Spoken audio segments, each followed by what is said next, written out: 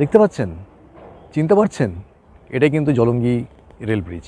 আর এই রেল ব্রিজের ইতিহাস হচ্ছে 1905 সাল রানাঘাট থেকে লালগোলা যখন সেকশন চালু হলো সেই সময় কিন্তু এই ব্রিজগুলো ওপেন হয়, অর্থাৎ তারও আগে তৈরি হয়েছে। সেই ব্রিজ কিন্তু তার আয়ু শেষ পর্যায়ে চলে এসছে, যে কারণে তৈরি হচ্ছে নতুন রেল ব্রিজ।